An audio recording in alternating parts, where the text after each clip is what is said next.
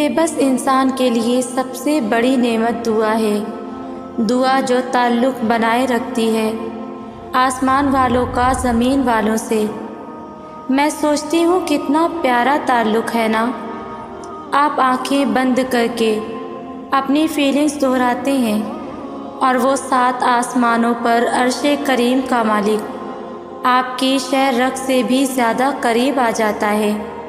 ہم زندگی میں بہت بار گرتے ہیں اور بہت بار گرائے جاتے ہیں۔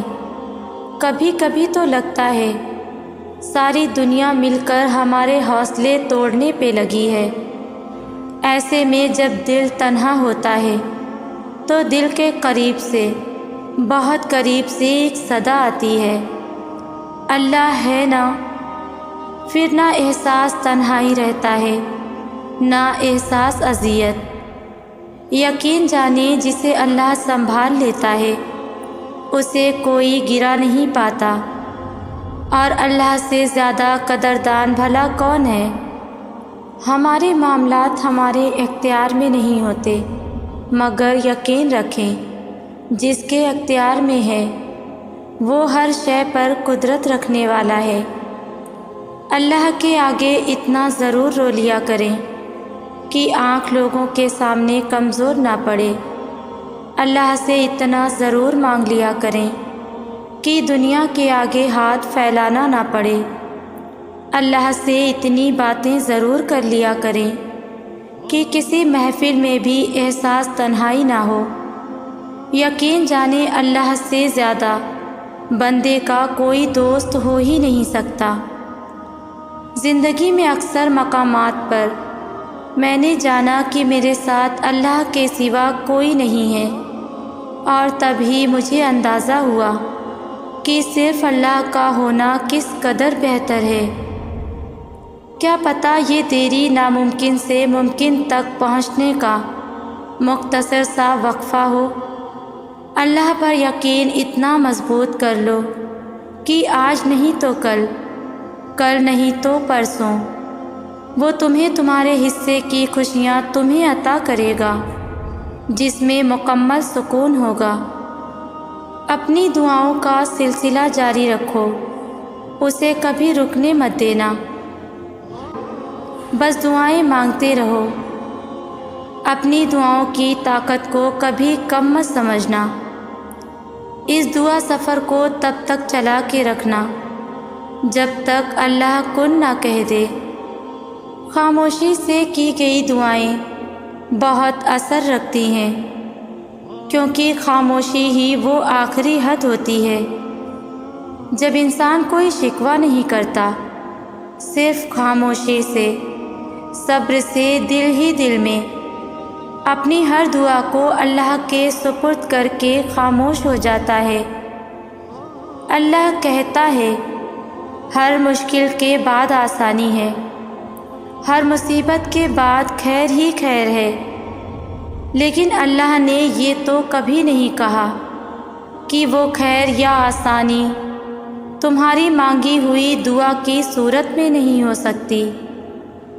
جب توکل کر لیا جاتا ہے تو نا امیدی کا تصور بھی نہیں آنا چاہیے۔ اللہ تو توکل کرنے والوں کی امیدوں کو کبھی ٹوٹنے نہیں دیتا۔ حضرت یوسف علیہ السلام جب 32 سال بعد اپنے باپ سے ملے تو باپ بیٹا گلے لگ کر اتنا روئے کہ بے ہوش ہو گئے، پھر اٹھے اتنا روئے کہ بے ہوش ہو گئے۔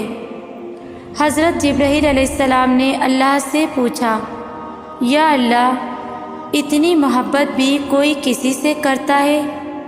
اللہ نے فرمایا، جبرائیل علیہ السلام، میں امت محمدی کے ہر فرد سے اس سے 70 گنا زیادہ محبت کرتا ہوں۔ اللہ سے جڑنے کے لیے انسان کا ٹوٹنا بہت ضروری ہے۔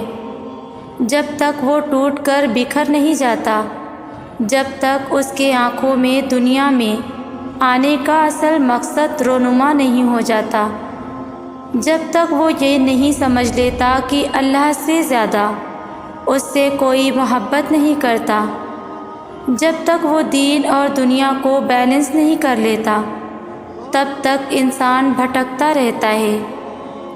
اللہ سے جڑنے کے لیے انسان کا ٹوٹنا بہت ضروری ہے۔ اللہ زندہ ہے اور سنبھالنے والا ہے۔ اللہ پاک کی ذات ہی ہمیشہ رہنے والی ہے۔ اس دنیا کے وجود سے پہلے بھی وہ تھا اور اس کے ختم ہونے کے بعد بھی وہی ہوگا۔ ہم سمجھتے ہیں اللہ بس پھر شروع اور آخر میں ہی ہوگا، درمیان میں نہیں ہو سکتا۔ یہ درمیان والا حصہ ہی تو زندگی ہے۔ جب ہم اس دنیا میں گزر رہے ہوتے ہیں تو پھر اللہ ہمیں یوں پیدا کر کے کیسے ہمارے حال پر چھوڑ سکتا ہے؟ وہ بے خبر نہیں ہے، بلکہ وہ تو سب سے زیادہ رسپانسبل ہے۔ ہر انسان کی دیکھ بھال کا وہ نگران ہے۔ یاد رکھیں اس کی یہ خصوصیت انسانوں کی خصوصیت جیسی نہیں ہے۔ انسان تو بھول بھی جاتے ہیں پر وہ نہیں بھولتا۔ اللہ تعالیٰ خود قرآن میں فرماتا ہے، سچے اہل و ایمان والے تو وہ لوگ ہیں جن کے دل اللہ کا ذکر سن کر لرز جاتے ہیں، اور جب ان کے سامنے اللہ کی آیات پڑھی جاتی ہے تو ان کا ایمان اور بڑھ جاتا ہے، اور وہ اپنے رب پر توکل کرتے ہیں اور نماز کی پابندی کرتے ہیں، اور جو رزق ہم نے ان کو دیا ہے اس میں سے اللہ کی راہ میں خرچ کرتے ہیں۔ یہی لوگ سچے مومن ہیں۔ ان کے لیے ان کے رب کے پاس بڑے اونچے اور درجے مغفرت اور بڑا ہی اعلیٰ رزق ہے۔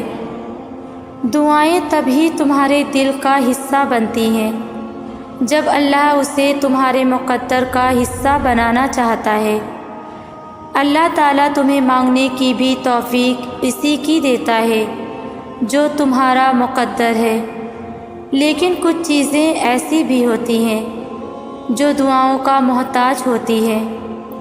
وہ ہمارے نصیب میں ہوتی تو ہیں، لیکن اس کا ملنا صرف دعا سے ممکن ہوتا ہے۔ اور کیا پتہ جو چیز تمہارے مقدر میں ہو ہی نہ، وہ بھی تمہیں دعا سے حاصل ہو جائے۔ جب اللہ تعالیٰ قرآن میں خود کہتا ہے کہ تم مجھ سے مانگو میں تمہیں عطا کروں گا، پھر تم کیوں خود کو بے چین کیے بیٹھے ہو؟ کیوں اپنے ہاتھ اس کے آگے نہیں پھیلا رہے؟ کیوں تمہیں اپنی دعاؤں پر یقین نہیں ہے؟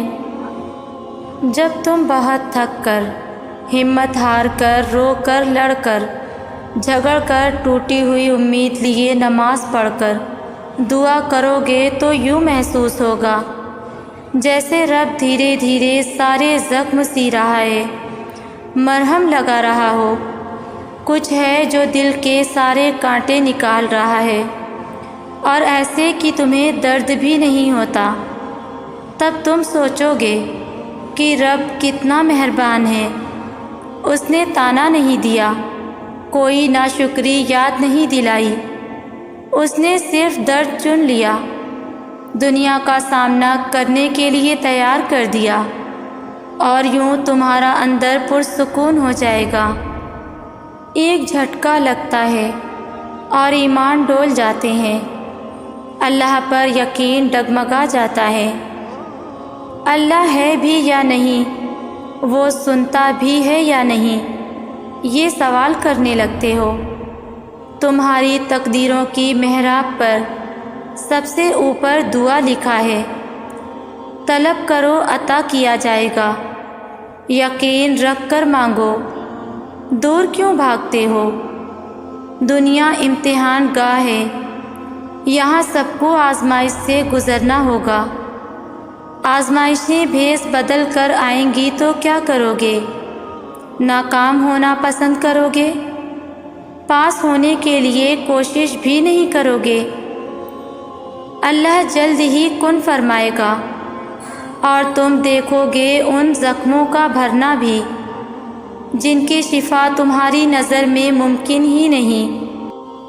تو سنو، قرآن پاک میں جگہ جگہ اللہ فرماتا ہے، کہ جو اللہ کے دوست ہوتے ہیں ان پر کوئی غم نہیں ہوتا، نہ انہیں ماضی کا دکھ ستاتا ہے اور نہ انہیں مستقبل کا خوف ہوتا ہے۔ وہ اپنے سارے معاملات رب کے ہاتھ میں دے کر پرسکون ہو جاتے ہیں۔ یاد رکھو، اگر تمہارا خوشیوں کا اکاؤنٹ غموں اور دکھوں سے بھر گیا ہے اور تمہاری زندگی سے مسکراہٹوں کے خزانے خالی ہوتے جا رہے ہیں اور خوشی کی وجہ ختم ہو گئی ہے، تو ممکن ہے جس راہ پر تمہیں مشکلات کا سامنا کرنا پڑ رہا ہے اس کے بدلے میں تمہیں معجزے عطا کرنے ہوں۔ یاد رکھو، صبر سے گزرا ہوا سفر تمہیں اللہ کے در سے خالی ہاتھ نہیں لوٹاتا، اور زندگی کے عروج اور زوال میں اپنے رب کی رضا میں شکر گزار رہنے والے لوگ وہ بھی پا لیتے ہیں جسے دنیا ناممکن کا خطاب دے چکی ہو۔ اور یہ بھی ہو سکتا ہے کہ اللہ کی طرف سے تمہیں اس کھوئی چیز کی بہترین ریپلیسمنٹ ملنی ہو۔ کبھی اپنے پیرنٹس سے پوچھنا کہ وہ اگر تمہارا نصیب لکھتے تو کیسا لکھتے، تو تم یہ کیسے بھول سکتے ہو کہ جو 70 ماؤں سے زیادہ محبت کرنے والا ہے وہ یہ نہیں جانتا کہ تمہارا دل کیسا ہے اور تمہیں کیا چیز چاہیے۔ نبی کریم صلی اللہ علیہ وسلم نے فرمایا کہ جب تمہارا ایمان اس بات پر ہو کہ جو رب کرتا ہے وہی تمہارے حق میں بہتر ہوتا ہے تو اللہ بھی تم سے راضی ہو جاتا ہے۔ اس لیے کبھی تم خود کو مایوس مت کرنا اور نہ کبھی بے یقین ہونا، اور توکل سے جڑ کر رہنا۔